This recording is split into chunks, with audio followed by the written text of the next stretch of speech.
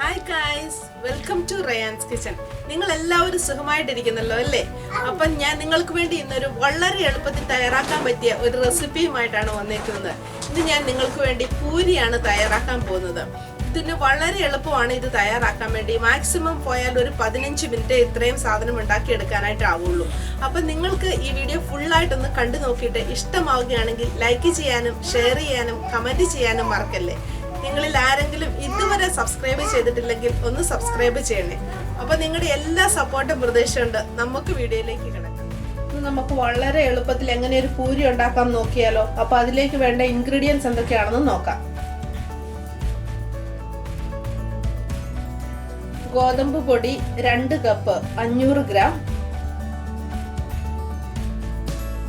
ഉപ്പ് ആവശ്യത്തിന്,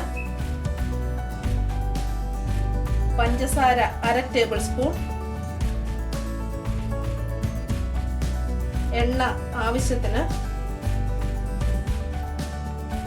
ഇനി നമുക്ക് പൂരിക്കുള്ള ഗോതമ്പ് പൊടി കുഴയ്ക്കുന്നത് എങ്ങനെയാണെന്ന് നോക്കാം. ഞാനിപ്പോൾ ഒരു 2 കപ്പ് വെള്ളം എടുത്ത് വെച്ചിട്ടുണ്ട്. നമുക്ക് വെള്ളം എന്തോരം വേണമെന്ന് ഒഴിച്ചു കഴിഞ്ഞിട്ട് നോക്കിയിട്ട് പറയാം. ഞാനിപ്പോൾ ഒരു കുറേശ്ശെ വെള്ളം ഒഴിച്ച് കുഴയ്ക്കുവാണ്. ഇപ്പോൾ ഇതിലേക്ക് നമുക്ക് എടുത്ത് വെച്ചേക്കുന്ന ഉപ്പ് ആവശ്യത്തിന് ആഡ് ചെയ്യാം. 1/2 ടേബിൾ സ്പൂൺ പഞ്ചസാര, അത് ഞാൻ മൊത്തം ഇങ്ങോട്ട് ആഡ് ചെയ്യുവാണ്. നമുക്ക് നന്നായിട്ട് കുഴച്ചെടുക്കാം. വെള്ളം ഒഴിക്കുമ്പോൾ പ്രത്യേകം ശ്രദ്ധിക്കണം. കുറേശ്ശെ ഒഴിച്ചിട്ട് കുഴച്ചാൽ മതി. നമുക്കൊരു കറക്റ്റ് അളവ് പറയാൻ പാടായിരിക്കും.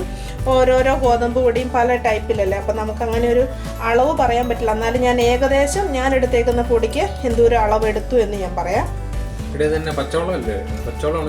ഞാനിപ്പോൾ ചെറു ചൂടുവെള്ളമാണ് എടുത്തേക്കുന്നത്.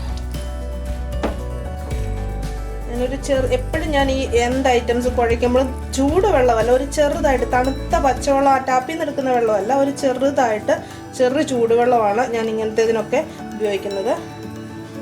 ഇതിപ്പോൾ എനിക്ക് തോന്നുന്നു 1 കപ്പ് വെള്ളം പോലും ഇതിന് വേണ്ട. ഇപ്പം ഇത് ഞാൻ നന്നായിട്ട് കുഴച്ചെടുത്തിട്ട് കാണിക്കാം. ഇതിപ്പോൾ ഒരു 1/2 മണിക്കൂർ വെച്ചാൽ നല്ലതാണ്. വെച്ചില്ലെങ്കിൽ ഞാൻ സാധാരണ വേഗം കുഴച്ചിട്ട് അപ്പം തന്നെ ഉണ്ടാക്കാറുണ്ട്. അത് ഒരു കുഴപ്പമില്ല. 1/2 മണിക്കൂർ വെച്ചെന്നോർത്തും കുഴപ്പമില്ല. നമുക്കിതിപ്പം വേഗം ഉണ്ടാക്കണം. റോഷന് ഡ്യൂട്ടിക്ക് പോകേണ്ടതല്ലേ, അപ്പം നമുക്കിത് വേഗം ഉണ്ടാക്കണം. ഞാനിത് നന്നായിട്ട് കുഴച്ചെടുത്തിട്ട് കാണിക്കാം. അപ്പം ഇത് കണ്ടോ, നമ്മുടെ ഗോതമ്പ് പൊടി ഞാൻ നന്നായിട്ട് കുഴച്ചെടുത്തിട്ടുണ്ട്. ഞാൻ ഒരു 1/2 കപ്പ് വെള്ളവും ഒരു 2 ടേബിൾ സ്പൂൺ വെള്ളവും മാത്രമേ ഇതിന് ഉപയോഗിച്ചിട്ടുള്ളൂ. അപ്പം ഇത് നിങ്ങളിപ്പോൾ ഒരു 1/2 മണിക്കൂറൊക്കെ കുഴച്ച് വയ്ക്കുന്നുണ്ടെങ്കിൽ ഒരു കുറച്ച് എണ്ണ തടവി നന്നായിട്ട് മൂടി വയ്ക്കുക. ഇപ്പം ഞാൻ കുഴച്ച് വയ്ക്കുന്നില്ല, ഞാൻ വേഗം തന്നെ ഉണ്ടാക്കാൻ പോവാണ്. അപ്പോൾ ഉണ്ടാക്കാനായിട്ട് ഞാൻ സാധാരണ ഇങ്ങനെ എടുത്തിട്ട് ചെറിയ ഏകദേശം എത്ര വലുപ്പത്തിലുള്ള പൂരി വേണോ അതനുസരിച്ച് നമ്മൾ ഇങ്ങനെ ചെറിയ ഉരുളകളാക്കും. എന്നിട്ടാണ് ഞാൻ സാധാരണ പരത്താറ്. ഇങ്ങനെയുള്ള ഉരുളകളാക്കിയിട്ട്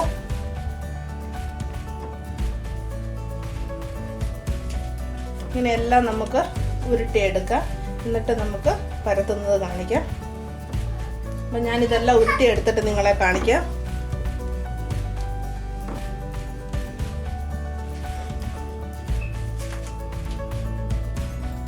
അപ്പം നമുക്ക് ഏകദേശം ഈ ഒരു വലുപ്പമുള്ള 12 ഉരുളകൾ കിട്ടിയിട്ടുണ്ട്. ഇനിയിപ്പം നമുക്കത് പരത്തിയെടുക്കാം.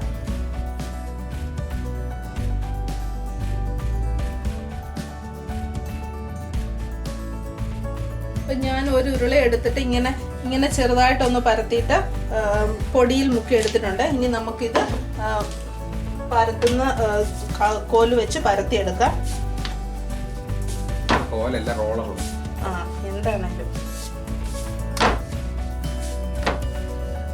സാധാരണ നമ്മൾ പൂരിക്ക് ഒരു പരിധി കഴിഞ്ഞ് പരത്തത്തില്ലല്ലോ, ഒരു ചെറിയ കട്ടിയിലല്ലേ പരത്തിയെടുക്കുന്നത്. നമുക്ക് ആ ഒരു രീതിയിൽ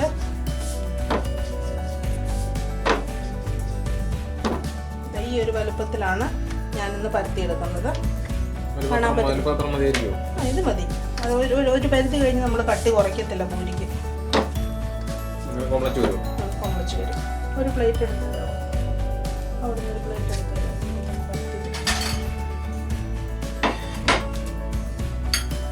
നമുക്ക് എല്ലാം പരത്തി അങ്ങനെ എടുക്കാം. അടുത്തത് ഞാൻ പരത്തുവാണ്.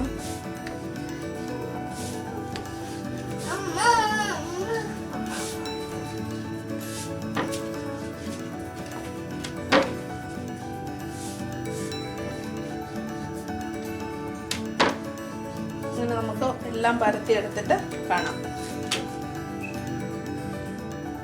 അപ്പം ഞാനിത് പൊരിച്ചു കോരാൻ എണ്ണ വെച്ചിട്ടുണ്ട്. എണ്ണ മാക്സിമം ചെറിയൊരു പാത്രത്തിൽ വെച്ചിട്ട്, കുഴിയൻ പാത്രത്തിലോ വല്ലതും വെച്ചിട്ട് മുങ്ങി വരുന്ന രീതിയിലുള്ള പാത്രത്തിൽ വെക്കുവാണെങ്കിൽ എളുപ്പമുണ്ട്. മാക്സിമം ഒത്തിരി പരന്ന പാത്രത്തിൽ വയ്ക്കാതെ.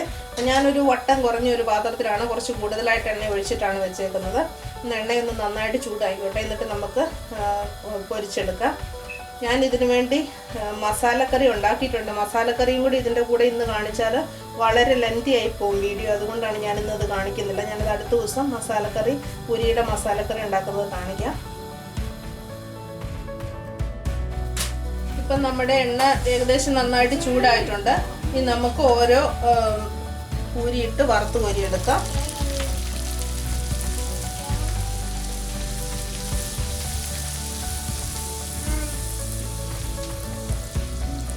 ഇങ്ങനെ പൊങ്ങി വരുന്നതാണ് അതിൻ്റെ ഒരു കണക്ക്. ഇപ്പം നമ്മൾ അതിൻ്റെ അകത്ത് പഞ്ചസാര ഇട്ടിരിക്കുന്നത് കൊണ്ട് നല്ലൊരു കളറ് വരും. നമുക്ക് ഏത് കളറിൽ കോരി എടുക്കണം എന്നുള്ളത് നിങ്ങൾക്ക് ഇഷ്ടമുള്ളതുപോലെ എടുക്കാം. പിന്നെ ഇത്ര നാളും തിന്ന പൂരികൾ ഇങ്ങനെയല്ലായിരുന്നോ? അപ്പൊ കണ്ടോടാ, ഞാൻ സാധാരണ ഇത് വെച്ചിട്ടാണ് എൻ്റെ പ്രയോജനം. മതിയല്ലേ?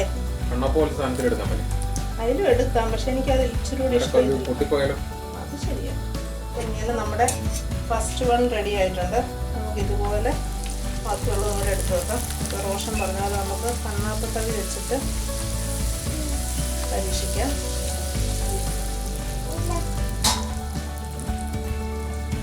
ഒരു വശം റെഡി ആയിട്ടുണ്ട്. ഇതിന് അധികം വേവ് വരത്തില്ല, കാരണം ആ എണ്ണയിലോട്ട് ഇടുമ്പോൾ 2 ലെയറായിട്ട് അങ്ങ് പൊങ്ങി വരുമ്പോൾ ഒരു സൈഡും വേഗം തന്നെ അങ്ങ് മൂത്തോളൂ. നമ്മുടെ രണ്ടാമത്തെ പൂരി റെഡി ആയിട്ടുണ്ട്. എങ്ങനെയാണേലും ഇത് കുറേ സമയം ഇങ്ങനെ ഇരിക്കും. കുറച്ച് കഴിയുമ്പോൾ ഇത് തണുത്ത് കഴിയുമ്പോഴത്തേക്കും ഇത് ഇതായി പോകും. നമ്മൾ മൂന്നാമത്തെ പൂരി ഇട്ടിട്ടുണ്ട്.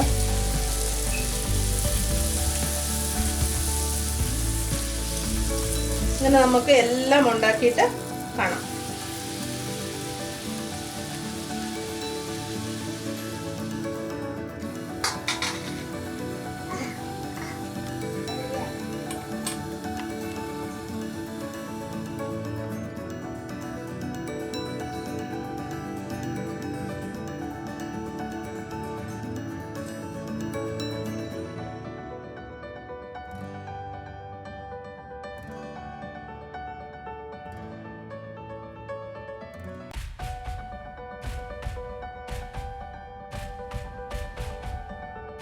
ഇപ്പം നമ്മൾ നമ്മുടെ പൂരി മൊത്തം വറുത്ത് കോരി എടുത്തിട്ടുണ്ട്.